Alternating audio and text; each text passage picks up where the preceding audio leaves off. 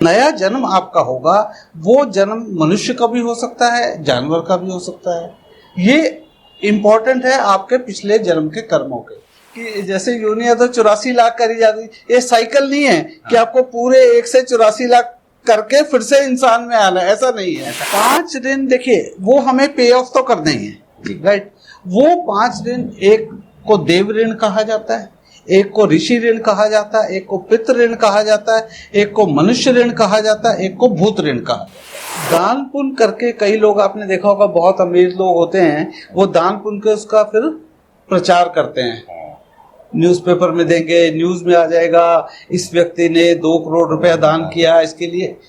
वो आपका negative effect कर देगा। यही सारांश है, ये श्लोक ही सारांश है, राइट, कि कर्म का आपको अधिकार है, फल का अधिकार नहीं। फल की इच्छा मत करिए, फल जो कर्म करेंगे वो उसी के अनुसार आपको फल मिल जाएगा, तो आपको चिंता करने की जरूरत नहीं है।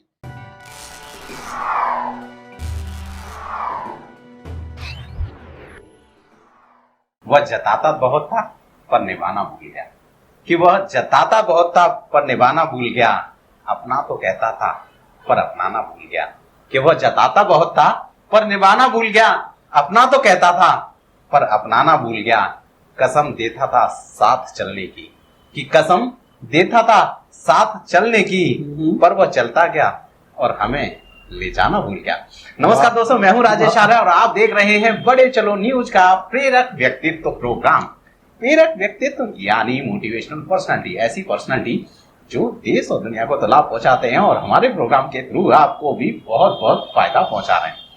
हमारे दर्शक हमें बताते हैं कि मोटिवेशनल पर्सनालिटी बड़ा ही शानदार प्रोग्राम है और इसमें जो मोटिवेशनल पर्सनालिटी हमारे साथ कई प्रोग्राम से बने हुए हैं वो हैं श्री राजकुमार जैन जी। सबसे पहले उनका स्वागत करेंगे सर। नमस्कार। धन्यवाद सर। आपकी तारीफ बहुत सारे लोग करते हैं, मुझे तो आप बहुत पसंद है। आपने बड़े सारे टॉपिक पर डिस्कस किया। अभी आप हमारे साथ एक चर्चा में चल रहे थे, वो थी थ्योरी ऑफ कर्मा। हाँ, हम पिछले सेशन से चल रहे थे, उसमें हमने 2 सेशन किए हैं और 2 सेशन का आउटपुट मेरे को बहुत अच्छा आया। सब लोग ने मेरी इस बारे में बहुत जिज्ञासा दिखाई कि हमें ये चीजें बहुत पसंद थी, समझ नहीं आ रहा था। बहुत अच्छे। अब मैं चाहता हूं कि इसको हम अंत की तरफ ले जाएं और कुछ चीजें रह गई थी मुझसे, मैं उनको डिस्कस करना चाहूंगा। Okay, sure. तो करें सर शुरुआत? बिल्कुल बिल्कुल सर। मेरे कुछ क्वेश्चंस थे और क्वेश्चन में एक मेरा पहला क्वेश्चन ये निकल के आया। ये क्वेश्चन मेरे साथ नहीं था, मेरे किसी दर्शक ने मुझे कहा कि सर ये वाला क्वेश्चन पूछिए। अच्छा। क्या कर्म का पुनर्जन्म से कोई कनेक्शन क्या है? क्या पुनर्जन्म और कर्म में जो चल रहा है कि हमने पिछले जन्म में क्या किया, इस जन्म में हमें उसका फल मिलेगा, या इस जन्म में करेंगे अगले जन्म में फल मिलेगा, क्या ऐसा कुछ होता है? बिल्कुल होता है। हमने लास्ट टाइम भी जो डिस्कस किया था कि आपका आज जो कर रहे हो उसका फल में भी अगले जन्म में मिलेगा। तो पुनर्जन्म रिलेटेड है कर्मा से। मृत्यु के समय केवल शरीर ही नष्ट होता है, आत्मा तो नष्ट होती नहीं। आत्मा क्या करती है, एक नए शरीर में चली जाती है, राइट। इवन भगवान कृष्ण ने भी गीता में भी कहा है, वासांसि जीर्णानि यथा विहाय नवानि गृह्णाति नरो पराणि तथा शरीराणि विहाय जीर्णानि अन्यानि संयाति नवानि देहि। नवानि देहि, आत्मा जो है नए देह में प्रवेश करती है। ओके। पुनर्जन्म मतलब यही है। आप कह रहे हैं कि आत्मा मरती नहीं है? आत्मा मरती नहीं है, राइट। वो जो नया जन्म आपका होगा, वो जन्म मनुष्य का भी हो सकता है, जानवर का भी हो सकता है। ये इम्पोर्टेंट है आपके पिछले जन्म के कर्मों के, यानी कि अब इस जन्म में जो कर्म कर रहे हैं उनके आधार पे आप अगले जन्म में, पुनर्जन्म निश्चित है, पुनर्जन्म निश्चित है। आप जानवर का रूप भी ले सकते हैं, इंसान का रूप भी ले सकते हैं, क्योंकि नए शरीर में आपकी आत्मा को जाना है और आत्मा अमर है, हमेशा जीवित रहती है। तो मरने के बाद आपके साथ क्या हो सकता है, या तो आप जानवर का रूप धारण करेंगे या इंसान का। तो यही पुनर्जन्म का सिद्धांत है। आत्मा अगले जन्म में क्या रूप धारण करेगी, किस देह में जाएगी, ये आपके इस जन्म के कर्मों पे निर्भर करता है ना। और अच्छे कर्म भविष्य में एक खुशहाल जीवन के साथ पे ऑफ करते हैं। ओके। आज अच्छे कर्म करते हैं तो अगले जन्म में इसका पे ऑफ आपको मिलेगा, यानी कि मे बी आपको दोबारा चांसेस है कि इंसान का ही जन्म दोबारा मिल जाए। और बुरे कर्म आत्मा को पुनर्जन्म के चक्कर में बांधते रहते हैं, राइट। इस जन्म में जो दुर्भाग्य है, अगले जन्म में वो आपको पुअर कंडीशंस में लेके जाएंगे। ओके। ये अच्छे कर्म ना करो तो, अच्छे कर्म करो तो ऑब्वियसली खुशहाल जीवन आगे मिलेगा। अपने कर्मों का भुगतान निरंतर अच्छे कर्मों से ही करना पड़ता है, और हम अच्छे कर्म करें, आपको इंसान का अभी रूप मिला है, इसका मतलब आपने पिछले जन्म में अच्छे कर्म किए और अच्छे करते रहो तो आपको इस पुनर्जन्म के चक्कर से मुक्ति मिल जाएगी। उसको मोक्ष कहा जाता है। ओके। पुनर्जन्म के उसको मोक्ष कहा जाता है। और कर्म जो लॉ ऑफ यूनिवर्स की तरह है, आपके साथ क्या होगा इसका कोई डिसाइड कोई चीफ जस्टिस या कोई न्यायाधीश नहीं है, राइट। ये आप अपने कर्मों से बच नहीं सकते। आप जो कर रहे हो उसका फल तो मिलना ही मिलना है। सर 2-3 क्वेश्चन मेरे सामने निकल के आते हैं, आपने जो अभी मुझे बताया। हमारे देश की जो जनसंख्या थी वो जब हम छोटे थे तो लगभग 100 करोड़ से कम थी, अभी 150 करोड़ है। आपने ये कहा कि आत्मा मरती नहीं, आत्मा अमर है। तो ये जो 150 करोड़ मतलब 50 करोड़ जो नई आत्मा आ गई, वो तो जनसंख्या के साथ बढ़ती जा रही है। वो जनसंख्या के साथ मतलब वो आत्माएं वो आ गई हैं, या तो 2 तरीके हैं, या तो कहीं और से आ गई हैं, वो पिछले जन्म में भी इंसान थे, इस जन्म में भी इंसान बन गए, या पिछले जन्म में कुछ और थे, इस जन्म में कुछ और इंसान का रूप उनको मिल गया है, पिछले जन्म में उन्होंने अच्छे किए थे। आप इस जन्म में भी अच्छे करोगे। मान लो पिछले जन्म में वो कोई ना कोई जानवर थे, राइट, तो उस जानवर ने भी कोई अच्छे कर्म किए होंगे।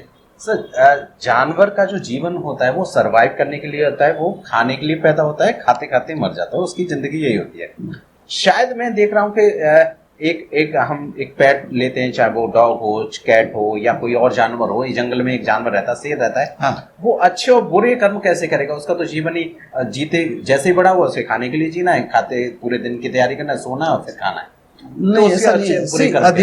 अधिकतर आप जो बोल रहे हो सही बोल रहे हो, राइट। अदरवाइज आप देखिए कई कुत्ते ऐसे हैं जो अपने मालिक को बचाते हैं। मतलब ऐसी मुसीबत में मालिक बच गया, आपने कई कहानियां सुनी होंगी कि वो कुत्ते ने बचा लिया उसको, तो कुत्ते ने अच्छे कर्म किए। तो ऐसा मतलब कम है, मैं ये नहीं कहता हूं, बट बहुत बहुत जानवर भी ऐसा करते हैं कि वो अपने कर्म मतलब वो नोइंगली नहीं करते। आप इतना बोल सकते हो। इंसान क्या है कि नोइंगली अच्छे या बुरे कर्म करता है, राइट। हमें थ्योरी ऑफ कर्मा पढ़ने के लिए मिल रहा है, उन लोग को नहीं मिल रहा। तो वो अननोइंगली भी कुछ ऐसे कार्य करते हैं जो उनके पॉजिटिव कर्मा में जुड़ जाते हैं। ये है। मेरे दिमाग में एक चीज है, क्या ऐसा भी हो सकता है कि कुछ पर्टिकुलर योनियां हो, उनके बाद सीधा मतलब इंसान का जन्म मिलना हो, फिर हमारे अच्छे तो हम रिपीट? ऐसा नहीं है कि जैसे योनियां तो 84 लाख करी जाती, ये साइकिल नहीं है कि आपको पूरे 1 से 84 लाख करके फिर से इंसान में आना है। ऐसा नहीं है। ऐसा क्यों नहीं है? ऐसा कर्मा पे डिपेंड करता है। आपका अगली किस योनि में आएंगे वो आपका इस जन्म के कर्मों पे डिपेंड कर रहा है, राइट। आप अच्छे कर्म करते जाइए, अगला जन्म भी आपको इंसान का मिल सकता है। ये नहीं कि अगला जन्म आपको किसी जानवर, कुत्ते का या इवन छिपकली का या किसी का मिले, ऐसा नहीं है। सिर्फ आप कर्म खराब करेंगे तो आपको कष्टदायी कोई जानवर का रूप मिलेगा, या अगर आपको इंसान भी मिल गया तो आपके अगले जीवन में आपको कष्ट ही कष्ट भुगतने पड़ेंगे। ये है इसका। चलिए सर आगे की तरफ बढ़ते हैं। आपने हमें बताया कि लास्ट टाइम जो मेरे दिमाग में क्वेश्चन रह गया था, आपने बताया था कि हर इंसान को 5 ऋण चुकाने पड़ते हैं। अगर हमें ये पता लगे वो ऋण कौन से हैं, तो हम इजीली उन पर काम कर सकते हैं। तो हम सब चाहेंगे कि वो ऐसे जो ऋण हैं जो हम लेके ही पैदा हुए हैं, हमें जो चुकाने हैं, जो करने हैं, वो कौन कौन से हैं? 5 ऋण देखिए वो हमें पे ऑफ तो करने ही है, राइट। वो 5 ऋण, एक को देव ऋण कहा जाता है, एक को ऋषि ऋण कहा जाता है, एक को पितृ ऋण कहा जाता है, एक को मनुष्य ऋण कहा जाता है, एक को भूत ऋण कहा जाता है।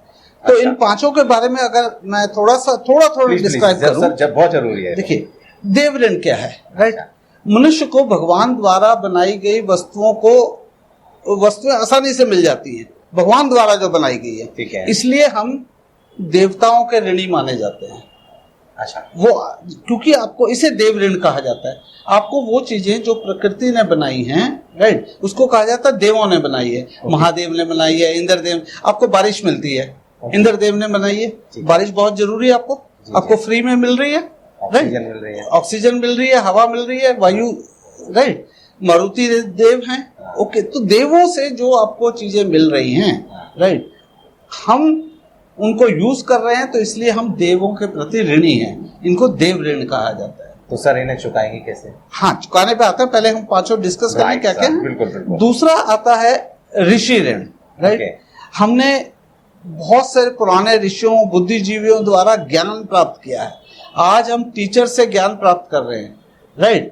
तो हम ज्ञान प्राप्त कर रहे हैं, टीचर्स हो गए हमारे, पुराने जमाने में ऋषि मुनि हो गए, बच्चों को आश्रम में छोड़ दिया जाता था, तो वो ऋषि मुनि उनको पढ़ाते थे।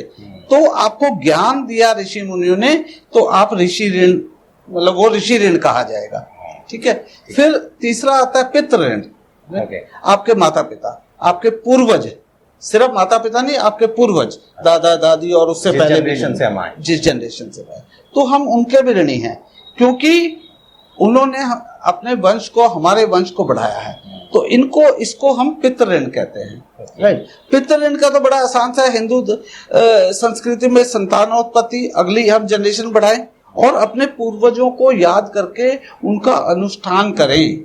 अच्छा, उनका जैसे पितृ ऋण चुकाने का ये हो जाता है। अब पितृ पक्ष भी होता है आपने, है ना, तो श्राद्ध वगैरह जो बोलते हैं, तो उससे चुकाया जाता है। फिर अगला आता है मनुष्य ऋण, राइट। एक व्यक्ति जो है अपने आप में सेल्फ सफिशिएंट नहीं होता, उसको आसपास के लोगों की भी सहायता चाहिए होती है, मानवता की, राइट। इस मानवता की जो आपको सहायता मिल रही है, इसको ही मनुष्य ऋण कहा जाता है। अच्छा, हम जो एक दूसरे को सपोर्ट करते हैं, ठीक है जी।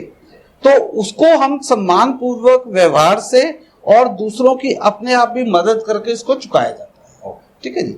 और लास्ट जो पांचवा है वो भूत ऋण है, ठीक है। भूत ऋण में क्या है, हम देखो पौधे, जानवर, प्रकृति, इनके भी ऋणी रहते हैं, पौधों के भी ऋणी हैं हम जी। इनका ऋण भी हमें चुकाना, इसको भूत ऋण कहा जाता है। अच्छा। तो ये पांचों ऋण है। अरे वाह, देखिए कितनी अच्छी चीज है।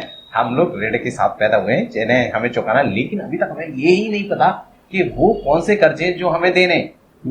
तो आप अमीर हैं, गरीब हैं, कैसे भी हैं, लेकिन कर्जों के साथ आप पैदा हुए हैं, तो हमें ये कर्जे चुकाने। 5 कर्जे तो हमेशा रहेंगे। सर बहुत अच्छा बताया। मैं चाहूंगा कि जो पुराने ग्रंथ रहे उनमें कर्मों के कुछ प्रकार बताए गए। वो कर्मों के जो प्रकार हैं सर, वो क्या क्या है? कर्मों की प्रकार मतलब किस किस टाइप के कर्म होते हैं? जी जी, मैं ये देखिए 3 तरह के कर्म होते हैं प्रकार में। अगर मोटे तौर से देखा जाए, एक को बोला जाता है संचित कर्म, एक को आगामी कर्म और एक को प्रारब्ध कर्म, ये हिंदी में बोला जाता है। संचित कर्म क्या है? जो अतीत में किए गए संचित कर्मों का विशाल भंडार है, जिसका फल अभी तक नहीं मिला, वो संचित हो गए हैं, इकट्ठे हो गए, स्टोर हो गए हैं, ठीक है ना। जिनका फल अभी तक नहीं मिल रहा, आपने कर्म किए हैं, उनका विशाल भंडार, वो पिछले जन्म के भी, इवन इस जन्म के भी कुछ हो सकते हैं जिसका फल नहीं मिला, राइट, उनको संचित कर्म। आगामी कर्म क्या है? वह कर्म जो व्यक्ति अभी करेगा, इसी जनरेशन में अभी करेगा, वो आगामी कर्म, राइट। वो अच्छे करेगा तो ऑब्वियसली उसका फल अच्छा मिलेगा, बुरे करेगा तो बुरा मिलेगा। वो आगामी कर्म मीन्स जो कर्म अभी उसने करने हैं भविष्य में, राइट। और तीसरा प्रारब्ध कर्म, ये कर्म वो हैं जो फलित होना शुरू हो गया, जिसका फल मिलना शुरू हो गया। देखिए संचित कर्म मैंने बताया जिसका फल नहीं अभी मिला, ठीक है। आगामी कर्म बताया जो अभी करने हैं, और प्रारब्ध कर्म जिसका फल मिलना शुरू हो गया है और जिसका फल मिलना इसी जीवन में आपको मिल रहा है। ये जो प्रारब्ध कर्म है, ये पिछले के भी हो सकते हैं, जो अभी आपने इस जन्म में किए उसके भी हो सकते हैं, उनका भी फल आपको मिलना शुरू हो गया। जैसे हमने लास्ट टाइम डिस्कस किया था, इंस्टेंट कर्मा एक तो इमीडिएट आपको फल मिल जाता है, ठीक है। तो इस टाइप के जिनका फल मिलना शुरू हो गया, कुछ पिछले जन्म के होंगे जिनका फल इस जन्म में मिलना शुरू हो गया है, उनको हम प्रारब्ध कर। तो ये 3 तरह के। बहुत बहुत बढ़िया सर, कमाल बात बताइए आप सर। हम इन कर्मों पे तो ज्यादा ध्यान नहीं दे पाते, एक आम व्यक्ति, लेकिन आम व्यक्ति को एक चीज दिमाग में जरूर रहती है, अच्छे काम बुरे काम। तो क्या ऐसा कुछ आप बता पाएंगे कि कोई इस तरह से लिस्ट तैयार करके दे पाए या इस तरह से कुछ बता पाए कि अच्छे काम ये होते हैं, बुरे काम ये होते हैं, तो कम से कम हमारे दिमाग में आ जाते हैं ये अच्छे वाले करने, बुरे वाले नहीं करने। तो हमारे दर्शकों को वो एक चेक लिस्ट तैयार करके आप दे दें, जिससे कि कम से कम दिमाग में ये तो रहे कि यार पूरा पढ़ा, पूरा सुना, नहीं सुना, लेकिन ये वाले काम नहीं करने और ये वाले काम हमें करने। देखिए, वैसे तो आपकी अंदर की वाणी जो है वो आपको बता देगी कि जो आप कार्य कर रहे हैं वो अच्छा है या बुरा है। आपकी इनर कॉन्शियस बता देगी। ठीक है जी। अदरवाइज हम अगर 9 ग्रह हमारे माने जाते हैं, बिल्कुल है ना, रवि ग्रह, चंद्र ग्रह, मंगल, बुध, गुरु और ये, जी। तो मैं इन ग्रहों के हिसाब से अगर आपको चेकलिस्ट दे दूं, अरे वाह, राइट, आसान हो जाएगा। आसान हो जाएगा। और चेकलिस्ट में मैं हर ग्रह के लिए एक एक कार्य आपको बताऊंगा, एक एक कार्य से। तो एक ग्रह हमारा रवि, तो सर ये अच्छे कर्मों के लिए बता, अच्छे कर्मों के लिए पहले बता रहा हूं मैं, राइट, ठीक है। रवि का रवि यानी हेल्पिंग द सिक, रवि यानी सूर्य, ठीक है, राइट। तो हेल्पिंग द सिक, बीमार आदमी की सहायता करनी, राइट, वो एक अच्छा कर्म माना जाएगा रवि के अनुसार, सूर्य के अनुसार। सूर्य के अनुसार अगर हम बीमार व्यक्ति की हेल्प करते हैं, मदद करते हैं, हाँ, तो उसमें बीमार व्यक्ति भी आ गया, कोई सड़क पे लेटा हुआ एक्सीडेंटल है वो भी आ गया, वो सब आ गया उसको। ठीक है। इवन जानवर भी, कोई कुत्ता मान लीजिए चोटिल है, उसको आप हॉस्पिटल, वेटरनरी हॉस्पिटल में लेके जाते हैं या उसकी कोई मरहम पट्टी कर देते हैं वो।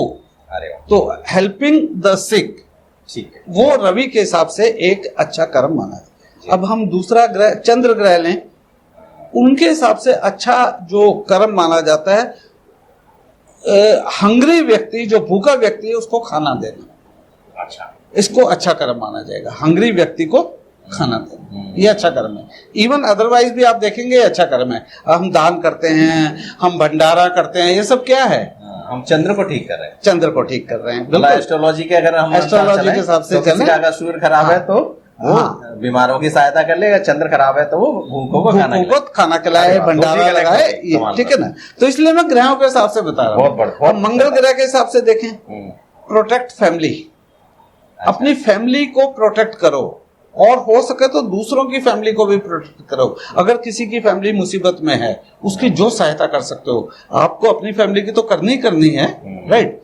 ये अपनी फैमिली को या दूसरों की फैमिली को प्रोटेक्ट कर सको, उनको कोई सहायता दे सको, वो मंगल को, मंगल के हिसाब से ये अच्छा कर। मैंने सुना भी है सर, मैंने पढ़ा भी, मंगल ग्रह जिनका स्वामी होता है वो फैमिली को प्रोटेक्ट बहुत करते हैं, इसीलिए ये, और ये अच्छा कर्म माना जाता है। बहुत अच्छी कनेक्टिविटी बन रही है, मजा आ गया। बुद्ध के अनुसार से चैरिटी, आप एनजीओ से जुड़िए, चैरिटी करिए, दान पुण्य करिए, राइट, वो चैरिटी। दान पुण्य करके कई लोग, आपने देखा होगा, बहुत अमीर लोग होते हैं, वो दान पुण्य के उसका फिर प्रचार करते हैं, न्यूज़पेपर में देंगे, न्यूज में आ जाएगा, इस व्यक्ति ने 2 करोड़ रुपया दान किया इसके लिए। वो आपका नेगेटिव इफेक्ट कर देगा। गाना नहीं है उसका डंका नहीं बजाना, राइट। चैरिटी करिए विदाउट कोई डंका बजाए हुआ, लेकिन दुनिया में तो चैरिटी इसका मतलब हो नहीं, तो वो अच्छा कर्म नहीं माना जाएगा फिर। जब अच्छे कर्म की कैटेगरी में नहीं है, आपने कर दिया तो कर दिया, कर दिया तो कर दिया। मतलब आप जिसको कहते हैं निस्वार्थ भाव से और बिना शोर किए हुए आप चैरिटी करते हैं। तो ये बुद्ध के, गुरु के हिसाब से देखा जाए, helping ignorant and children, acquiring knowledge जिससे भी मिल सके आप एक्वायर करो, ये अच्छा कर्म। और जो बच्चे हैं या जो इग्नोरेंट नहीं जानते, उनको आप शिक्षा दो, राइट। ये गुरु का मतलब ही शिक्षा देना, और वर्ड गुरु का मतलब ही शिक्षा देना, राइट। तो आप एक्वायरिंग, खुद नॉलेज एक्वायर करो और बच्चों को दो, और इग्नोरेंट जिनको नहीं पता उनको दो। शुक्र के हिसाब से ऑफरिंग क्लोथ्स, अपने पुराने कपड़े दे दो, और नए दे सकते हो, गरीबों में कपड़े बांटने का आपने देखा होगा, कई जगह कपड़े बांटते हैं। कई हम कंबल भी वो भी कपड़े में आ गया, हम कंबल डिस्ट्रीब्यूट करते हैं, या पुराने कपड़ों का आपने एक विशाल वो लगा लिया, वहां पे लोग आके दान कर जाते हैं। कपड़े दान करना वो शुक्र ग्रह के हिसाब से अच्छा कर्म माना जाता है। शनि ग्रह के हिसाब से study religion and practice author, religion को पढ़ो आप, अपने धर्म को, ठीक है। और उसको उसका प्रचार ना करके उसको फॉलो करो, ये इंपॉर्टेंट है। पढ़ लिया सिर्फ पढ़ने से काम नहीं होगा, रिलीजन को पढ़ा, उसको फॉलो किया, ये शनि के हिसाब से अच्छा कर्म माना जाएगा। बहुत बढ़िया। राहु के हिसाब से प्रोटेक्ट एनिमल्स, राइट, जानवरों की सेवा करो, उनका, जैसे आपने कई ऑर्गेनाइजेशन देखी होंगी, पीटा है ऑर्गेनाइजेशन, मेनका गांधी उसके अध्यक्ष भी रही हैं, राइट, वो जानवरों के ऊपर क्रूएलिटी ना हो, वो है, राइट। इस तरह की कई ऑर्गेनाइजेशन, पीटा मैंने एक बताया, और भी बहुत ऑर्गेनाइजेशन बनी हुई हैं जो जानवरों के अधिकारों की रक्षा करती है। ये राहु के साथ। तो हमने ग्रहों के हिसाब से चल रहे हैं, राहु का बता दिया। अब लास्ट ग्रह आता केतु। केतु के हिसाब से कहा जाता है कि एक निश्चित समय पे हम थोड़ी सी पूजा करें। पूजा भले आप मन में कर लो, भले आप भगवान जी की मूर्ति के सामने बैठ के कर लीजिए, कैसे भी कर लीजिए, अगर मैं थोड़ा सा हाँ पूजा पाठ करें, तो केतु के हिसाब से ये अच्छा कर्म माना जाता है। तो ये तो हुए अच्छे कर्म के चेकलिस्ट कह लीजिए। इसी तरह बुरे कर्म की भी चेकलिस्ट है। अरे वाह, वो भी ग्रहों के हिसाब से है। चलिए सर, ये भी बताएं। हाँ, वो भी बता रहा हूँ मैं। हाँ, उसका तो हम ध्यान रखेंगे, तो हमें करना ही करना है, लेकिन इनका भी ध्यान रखना है कि ये नहीं करने कोई कर रहा है तो उसको भी रोकना है, उसको भी रोकना है। अब इसको भी मैं ग्रहों के हिसाब से बताऊं। रवि के हिसाब से, सूर्य के हिसाब से, यानी कि बीइंग एरोगेंट, हम एरोगेंट हो जाते हैं यार, अपने से थोड़ा छोटा बंदा है, इसके ऊपर गुस्सा चिल्लाना शुरू कर देते हैं, राइट, ये नेगेटिव कर्म है रवि के हिसाब से, राइट। आपके पास पावर है, देखिए आपके पास पावर है, आप इस बच्चे पे चिल्लाना शुरू कर सकते हो, लेकिन वो गलत माना जाएगा। एरोगेंट नहीं होना है। रवि के हिसाब से बीइंग एरोगेंट होना आपका नेगेटिव कर्म है, बुरा कर्म है। चंद्र के हिसाब से क्रूअल या वायलेंट होना, अच्छा, मतलब हिंसक बन जाना, वो जानवरों को मारना शुरू कर दे, आप बच्चों को मारना शुरू कर दो, डंडे से मारना, चप्पल से मारना, इस टाइप के हिंसक प्रवृत्ति जब आ जाएगी, वो चंद्र के हिसाब से बुरा कर्म माना जाएगा। ओके। मंगल के हिसाब से killing people, animal and insects, जानवरों को, इंसानों को हत्या करना उनकी, राइट, ये आपने टेररिस्ट एक्ट सुने होंगे, राइट, वो मंगल के हिसाब से बुरे कर्म, मंगल ग्रह के हिसाब। बुध के हिसाब से हार्श वर्ड बोलना, मतलब हम दूसरों के सामने गुस्से में बोल रहे हैं, उनको एब्यूसिव लैंग्वेज यूज कर रहे हैं, हार्श वर्ड बोल रहे हैं, सख्त वर्ड बोल रहे हैं, जिससे उसकी आत्मा को कष्ट होता है सुनने वाले की। जी। तो ये जो है बुध के हिसाब से नेगेटिव कर्म या बुरे कर्म। गुरु के हिसाब से अपने पेरेंट्स की और टीचर्स की डिसरिस्पेक्ट करना, आदर ना देके अनादर करना, राइट, उनकी बुराइयां करना। इवन कई बार आपने देखा होगा, क्लास में से बच्चे पढ़ के आते हैं, बाहर निकल के अपने टीचर्स की बुराई कर रहे हैं, जाने अनजाने में या जैसे भी कहो, ये डिसरिस्पेक्ट टू पेरेंट्स या टीचर्स को बुरा कर्म माना जाता है गुरु के हिसाब से, राइट। बहुत बढ़िया। शुक्र के हिसाब से एंग्री, गुस्सा आना, या ग्रीडी, इवन आप ग्रीडी बन गए हो, आपको लालच आ गया है, बहुत लालची, लालच आ गया तो आप कोई चीज चुराने की कोशिश करोगे, राइट, लालच आ गया तो आप किसी का हक मारने की कोशिश करोगे। तो ये जो चीजें हैं, ये शुक्र के हिसाब से अच्छी नहीं है, बुरा कर्म। शनि के हिसाब से रिलीजियस प्रिंसिपल्स को इग्नोर करना, स्पिरिचुअल लाइफ को इग्नोर करना, मतलब धर्म को मानना ही नहीं। अच्छा। आप सोचो कि मैं ही बड़ा हूं, धर्म कुछ नहीं होता, रिलीजियस प्रैक्टिस को छोड़ दो। शनि के हिसाब से ये भी बुरा कर्म है। राहु के हिसाब से बीइंग डिसेप्टिव, आप डिसेप्टिव हो रहे हो, राइट, तो राहु जो कहता है कि ये डिसेप्टिव मत बनिए, ये बैड कर्म है। और केतु लास्ट है, अपनी ड्यूटीज आप अवॉइड करते हो, आपको कुछ भगवान ने कार्य दिए हुए हैं, आपके ऑफिस में कार्य मिले हुए हैं, आपको परिवार के प्रति कोई रिस्पॉन्सिबिलिटी है, आपको जो ड्यूटीज हैं वो अवॉइड करते हो, तो केतु के हिसाब से बुरा कर्म है।